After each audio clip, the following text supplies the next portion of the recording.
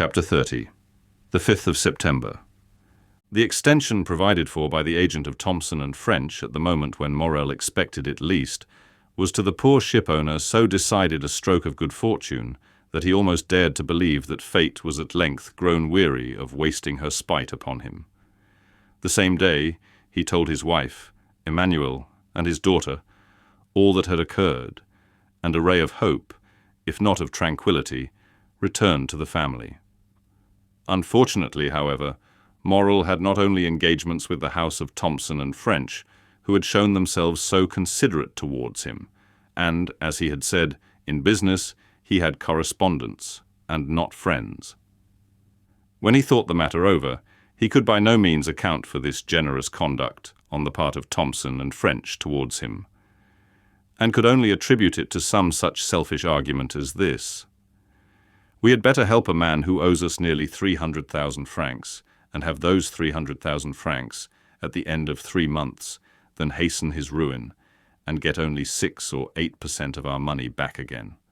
Unfortunately, whether through envy or stupidity, all Morrel's correspondents did not take this view, and some even came to a contrary decision.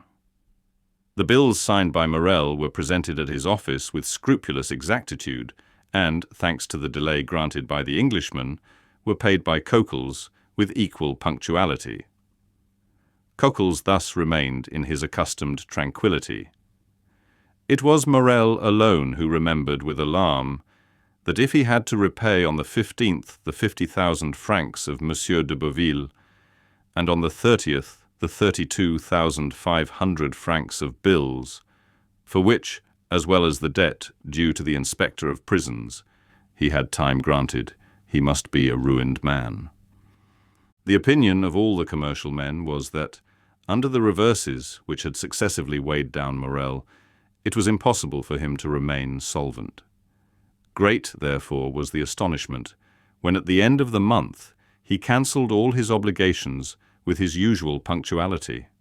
Still, confidence was not restored to all minds, and the general opinion was that the complete ruin of the unfortunate shipowner had been postponed only until the end of the month. The month passed, and Morrel made extraordinary efforts to get in all his resources. Formerly his paper, at any date, was taken with confidence, and was even in request. Morrel now tried to negotiate bills at 90 days only, and none of the banks would give him credit. Fortunately, Morrel had some funds coming in on which he could rely, and, as they reached him, he found himself in a condition to meet his engagements when the end of July came. The agent of Thomson and French had not been again seen at Marseille.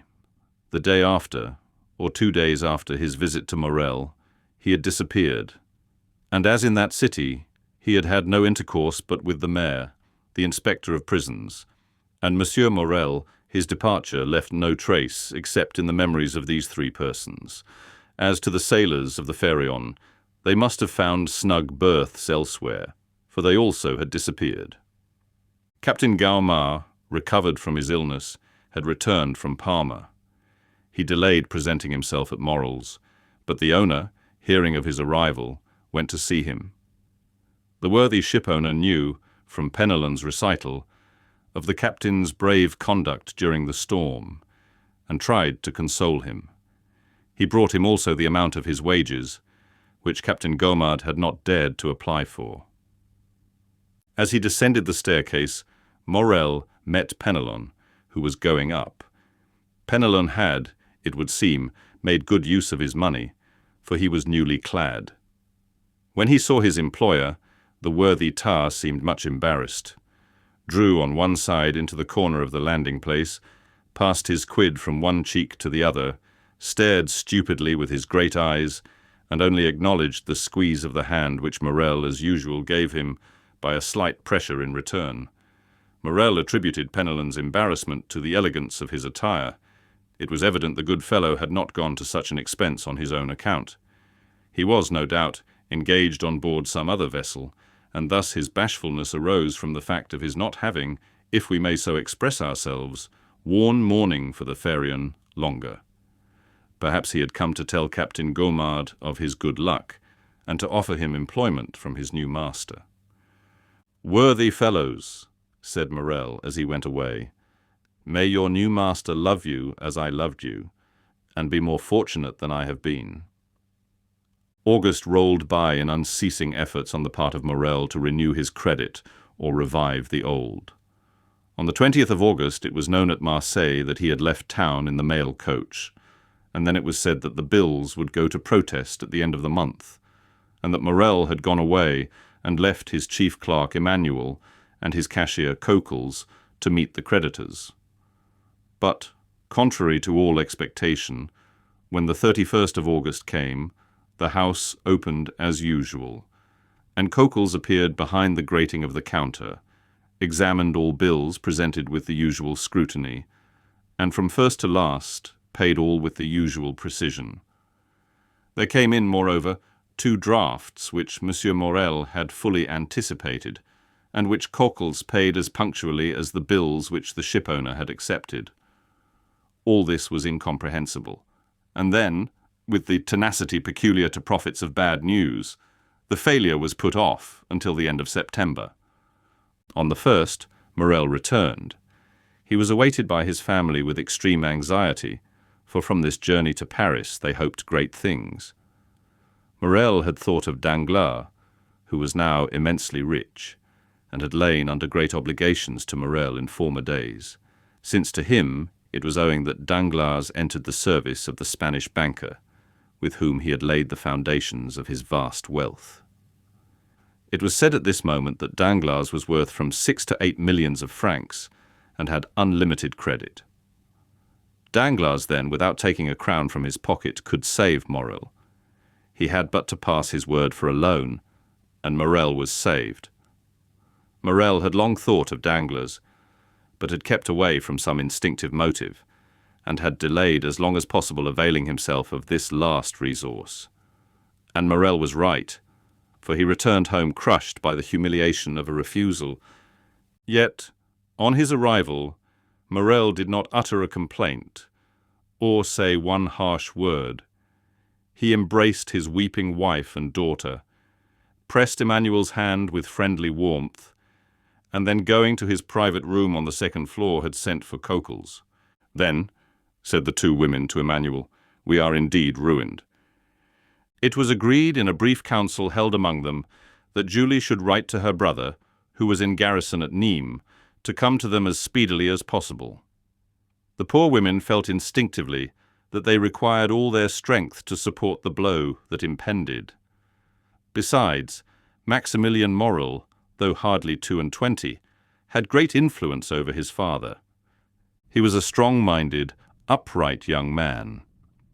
At the time when he decided on his profession, his father had no desire to choose for him, but had consulted young Maximilian's taste. He had at once declared for a military life, and had in consequence studied hard, passed brilliantly through the Polytechnic School, and left it as sub-lieutenant of the 53rd of the line.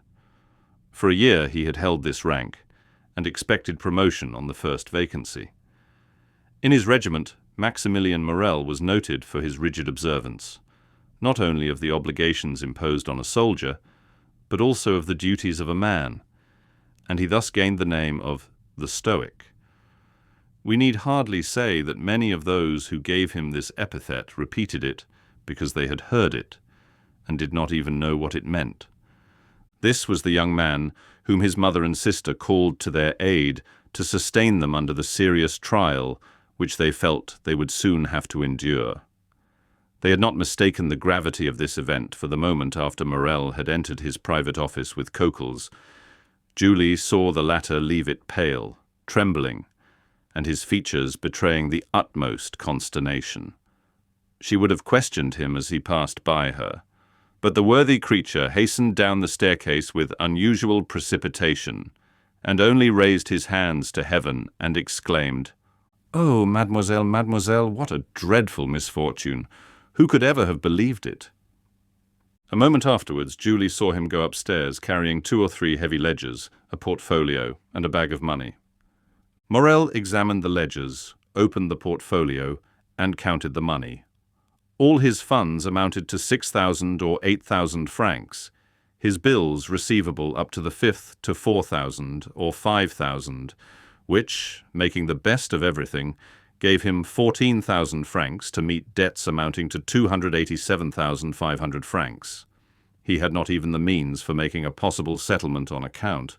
However, when Morrel went down to his dinner, he appeared very calm. This calmness was more alarming to the two women than the deepest dejection would have been.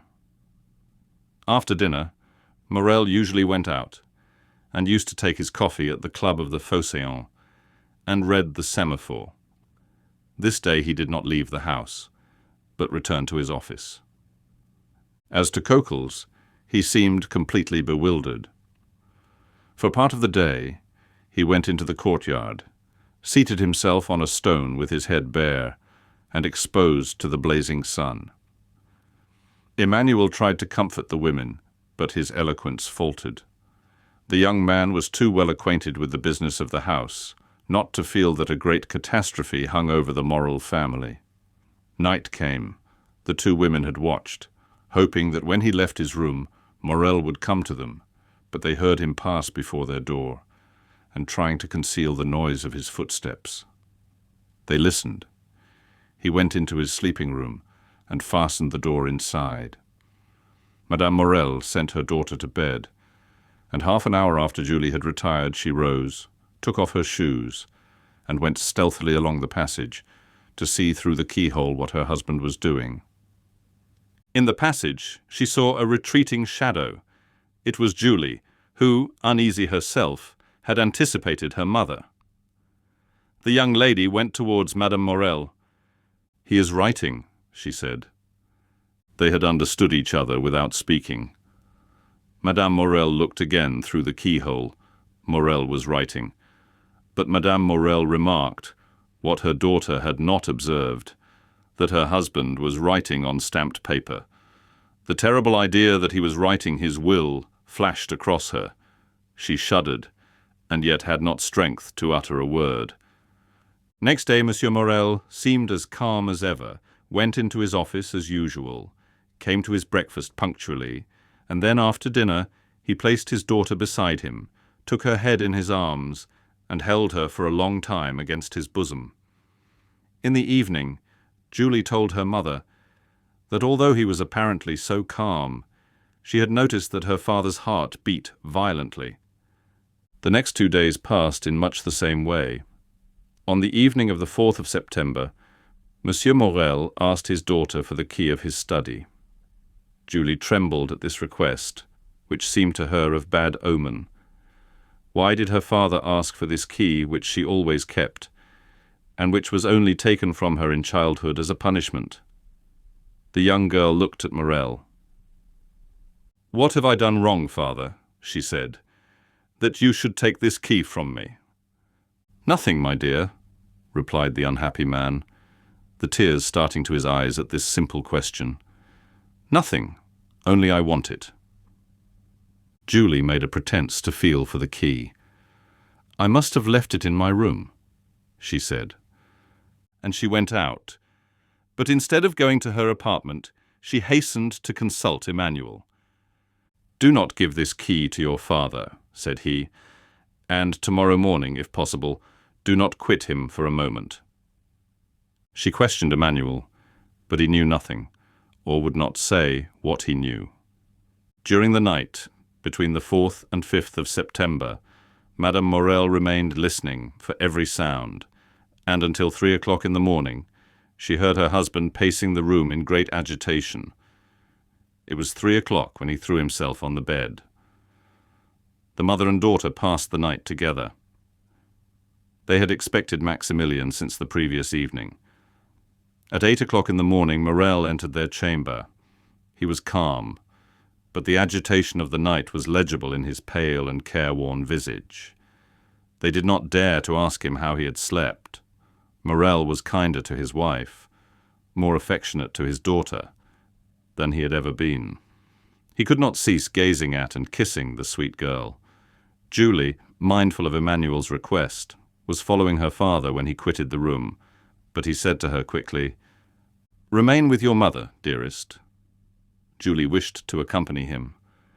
"I wish you to do so," said he. This was the first time Morrel had ever so spoken, but he said it in a tone of paternal kindness, and Julie did not dare to disobey. She remained at the same spot, standing mute and motionless. An instant afterwards the door opened. She felt two arms encircle her, and a mouth pressed her forehead. She looked up and uttered an exclamation of joy. "Maximilian, my dearest brother!" she cried. At these words, Madame Morrel rose and threw herself into her son's arms. "Mother," said the young man, looking alternately at Madame Morrel and her daughter, "what has occurred? What has happened? Your letter has frightened me, and I have come hither with all speed." "Julie," said Madame Morrel, making a sign to the young man, "go and tell your father that Maximilian has just arrived."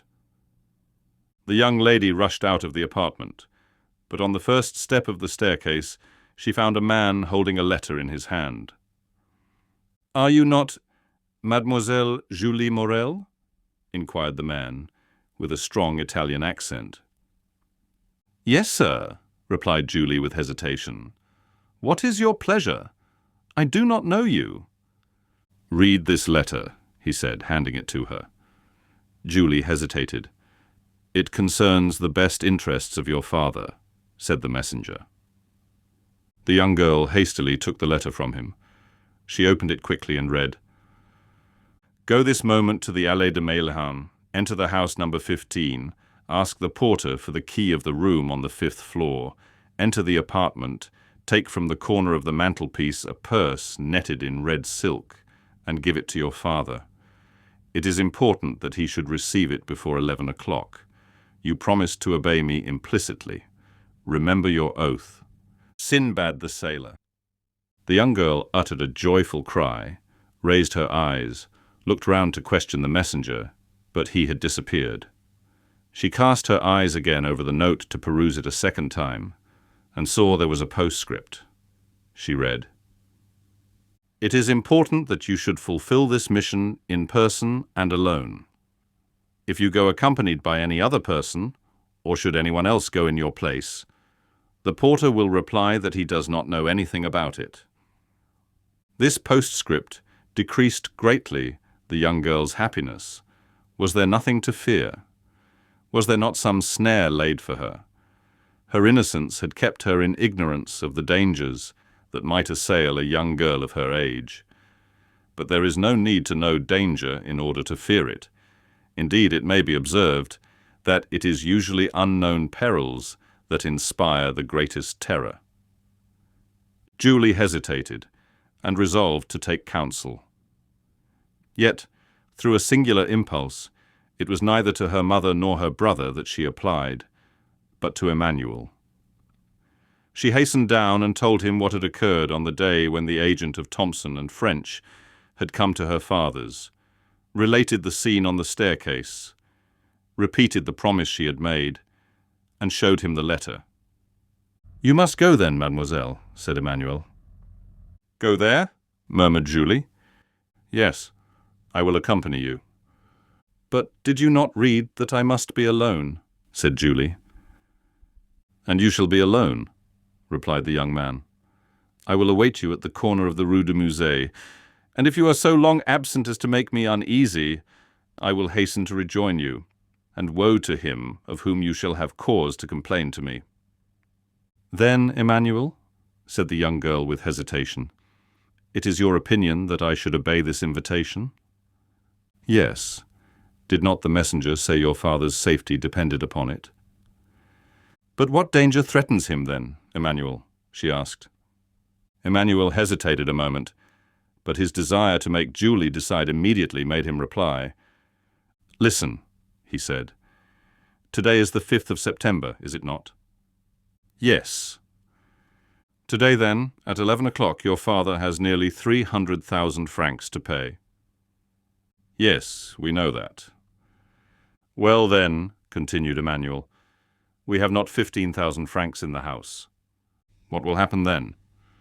"Why, If today before 11 o'clock your father has not found someone who will come to his aid, he will be compelled at 12 o'clock to declare himself a bankrupt." "Oh, come then, come!" cried she, hastening away with the young man. During this time, Madame Morrel had told her son everything. The young man knew quite well that after the succession of misfortunes which had befallen his father, great changes had taken place in the style of living and housekeeping. But he did not know that matters had reached such a point. He was thunderstruck. Then, rushing hastily out of the apartment, he ran upstairs, expecting to find his father in his study, but he rapped there in vain. While he was yet at the door of the study, he heard the bedroom door open, turned, and saw his father. Instead of going direct to his study, Monsieur Morrel had returned to his bedchamber, which he was only this moment quitting. Morrel uttered a cry of surprise at the sight of his son, of whose arrival he was ignorant. He remained motionless on the spot, pressing with his left hand something he had concealed under his coat. Maximilian sprang down the staircase and threw his arms round his father's neck, but suddenly he recoiled and placed his right hand on Morrel's breast. "Father," he exclaimed, turning pale as death, "what are you going to do with that brace of pistols under your coat?" "Oh, this is what I feared," said Morrel. "Father, father, in heaven's name," exclaimed the young man, "what are these weapons for?" "Maximilian," replied Morrel, looking fixedly at his son, "you are a man, and a man of honor. Come, and I will explain to you." And with a firm step, Morrel went up to his study, while Maximilian followed him, trembling as he went. Morrel opened the door and closed it behind his son. Then, crossing the anteroom, went to his desk on which he placed the pistols, and pointed with his finger to an open ledger. In this ledger was made out an exact balance sheet of his affairs. Morrel had to pay within half an hour 287,500 francs. All he possessed was 15,257 francs. "Read," said Morrel. The young man was overwhelmed as he read. Morrel said not a word. What could he say? What need he add to such a desperate proof in figures? "And have you done all that is possible, father, to meet this disastrous result?" asked the young man after a moment's pause. "I have," replied Morrel. "You have no money coming in on which you can rely?" "None." "You have exhausted every resource?" "All." "And in half an hour," said Maximilian in a gloomy voice, "our name is dishonored." "Blood washes out dishonor," said Morrel. "You are right, father. I understand you." Then, extending his hand towards one of the pistols, he said, "There is one for you and one for me. Thanks." Morrel caught his hand. "Your mother, your sister, who will support them?" A shudder ran through the young man's frame. "Father," he said, "do you reflect that you are bidding me to live?" "Yes, I do so bid you," answered Morrel. "It is your duty. You have a calm, strong mind, Maximilian. Maximilian, you are no ordinary man. I make no requests or commands. I only ask you to examine my position as if it were your own, and then judge for yourself." The young man reflected for a moment.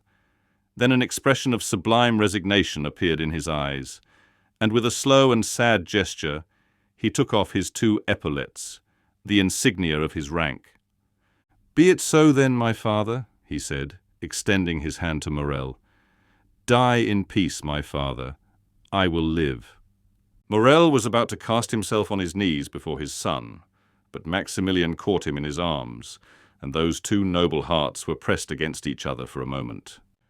"You know it is not my fault," said Morrel. Maximilian smiled. "I know, father. You are the most honorable man I have ever known." "Good, my son. And now, there is no more to be said. Go and rejoin your mother and sister." "My father," said the young man, bending his knee, "bless me." Morrel took the head of his son between his 2 hands, drew him forward, and kissing his forehead several times, said, Oh, yes, yes. I bless you in my own name, and in the name of 3 generations of irreproachable men, who say through me, the edifice which misfortune has destroyed, Providence may build up again. On seeing me die such a death, the most inexorable will have pity on you. To you, perhaps, they will accord the time they have refused to me. Then do your best to keep our name free from dishonor. Go to work, labor, young man. Struggle ardently and courageously. Live, yourself, your mother and sister, with the most rigid economy, so that from day to day the property of those whom I leave in your hands may augment and fructify. Reflect how glorious a day it will be, how grand, how solemn that day of complete restoration, on which you will say in this very office, my father died because he could not do what I have this day done, but he died calmly and peaceably, because in dying he knew what I should do. My father, cried the young man, why should you not live? If I live, all would be changed. If I live, interest would be converted into doubt, pity into hostility. If I live, I am only a man who has broken his word, failed in his engagements. In fact, only a bankrupt. If, on the contrary, I die, remember, Maximilian, my corpse is that of an honest but unfortunate man. Living, my best friends would avoid my house. Dead, all Marseille will follow me in tears to my last home. Living, you would feel shame at my name. Dead, you may raise your head and say, I am the son of him you killed, because, for the first time, he has been compelled to break his word. The young man uttered a groan, but appeared resigned. And now, said Morrel, leave me alone, and endeavour to keep your mother and sister away. Will you not see my sister once more? Asked Maximilian. A last but final hope was concealed by the young man in the effect of this interview, and therefore he had suggested it. Morrel shook his head. I saw her this morning, and bade her adieu. Have you no particular commands to leave with me, my father? Inquired Maximilian in a faltering voice. Yes, my son, and a sacred command. Say it, my father. The house of Thomson and French is the only one who, from humanity, or it may be selfishness, it is not for me to read men's hearts, has had any pity for me. Its agent, who will in 10 minutes present himself to receive the amount of a bill of 287,500 francs, I will not say granted, but offered me 3 months. Let this house be the first repaid, my son, and respect this man. Father, I will, said Maximilian. And now, once more, adieu, said Morrel. Go, leave me. I would be alone. You will find my will in the secretaire in my bedroom. The young man remained standing and motionless, having but the force of will and not the power of execution. Hear me, Maximilian, said his father. Suppose I were a soldier like you, and ordered to carry a certain redoubt, and you knew I must be killed in the assault. Would you not say to me, as you said just now, Go, father, for you are dishonored by delay, and death is preferable to shame? Yes, yes, said the young man. Yes. And once again embracing his father with convulsive pressure, he said, Be it so, my father. And he rushed out of the study. When his son had left him, Morrel remained an instant standing with his eyes fixed on the door. Then putting forth his arm, he pulled the bell. After a moment's interval, Coquels appeared. It was no longer the same man. The fearful revelations of the 3 last days had crushed him. This thought, the house of Morrel is about to stop payment, bent him to the earth more than 20 years would otherwise have done. My worthy Coquels, said Morrel, in a tone impossible to describe, do you remain in the antechamber? When the gentleman who came 3 months ago, the agent of Thomson and French, arrives, announce his arrival to me. Coquels made no reply. He made a sign with his head, went into the anteroom, and seated himself. Morrel fell back in his chair, his eyes fixed on the clock. There were 7 minutes left, that was all. The hand moved on with incredible rapidity. He seemed to see its motion. What passed in the mind of this man at the supreme moment of his agony cannot be told in words. He was still comparatively young. He was surrounded by the loving care of a devoted family, but he had convinced himself by a course of reasoning, illogical perhaps, yet certainly plausible, that he must separate himself from all he held dear in the world, even life itself. To form the slightest idea of his feelings, one must have seen his face with its expression of enforced resignation, and its tear-moistened eyes raised to heaven. The minute hand moved on. The pistols were loaded. He stretched forth his hand, took one up, and murmured his daughter's name. Then he laid it down, seized his pen, and wrote a few words. It seemed to him as if he had not taken a sufficient farewell of his beloved daughter. Then he turned again to the clock, counting time now not by minutes, but by seconds. He took up the deadly weapon again, his lips parted and his eyes fixed on the clock, and then shuddered at the click of the trigger as he cocked the pistol. At this moment of mortal anguish, the cold sweat came forth upon his brow. A pang stronger than death clutched at his heartstrings. He heard the door of the staircase creak on its hinges. The clock gave its warning to strike 11. The door of his study opened. Morrel did not turn round. He expected these words of Coquel's, the agent of Thompson and French. He placed the muzzle of the pistol between his teeth. Suddenly he heard a cry. It was his daughter's voice.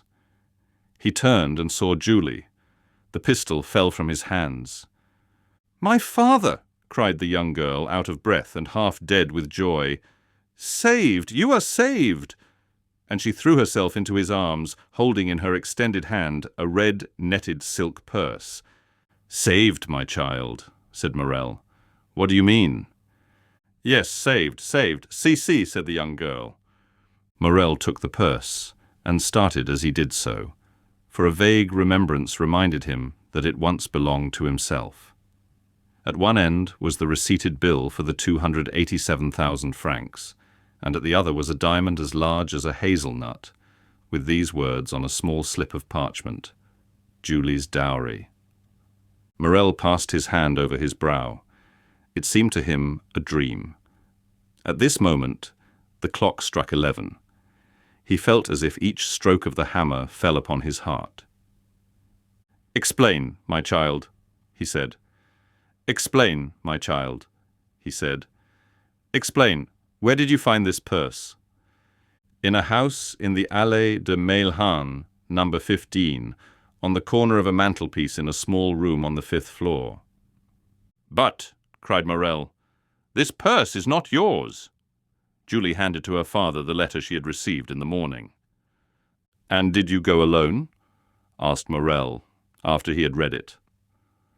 "Emmanuel accompanied me, father. He was to have waited for me at the corner of the Rue du Musée, but, strange to say, he was not there when I returned." "Monsieur Morrel!" exclaimed a voice on the stairs. "Monsieur Morrel!"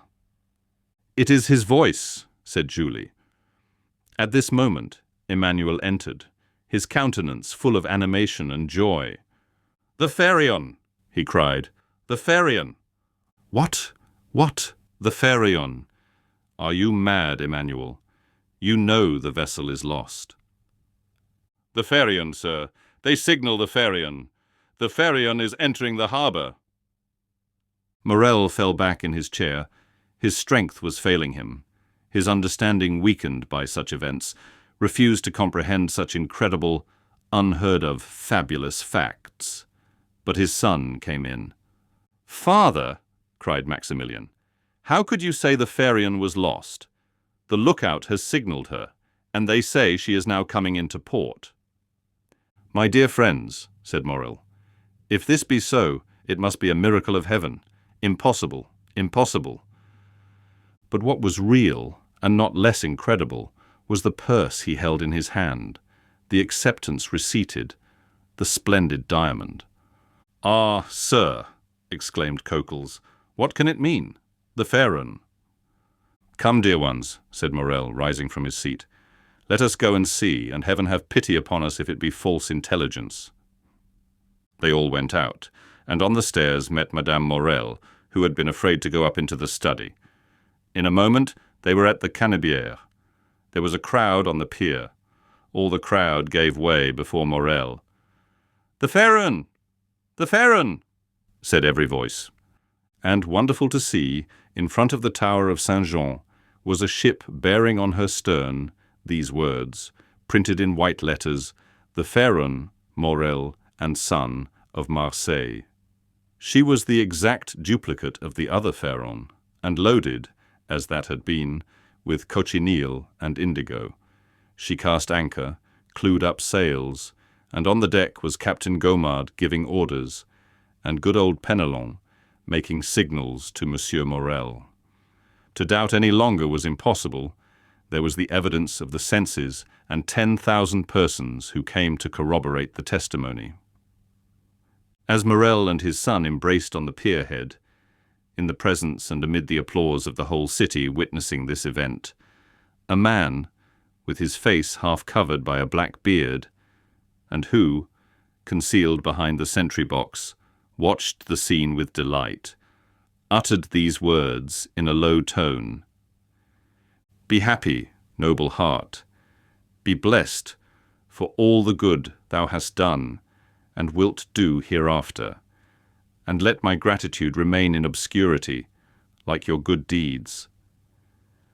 And with a smile expressive of supreme content, he left his hiding place, and without being observed, descended one of the flights of steps provided for debarkation, and hailing 3 times, shouted, "Jacopo, Jacopo, Jacopo."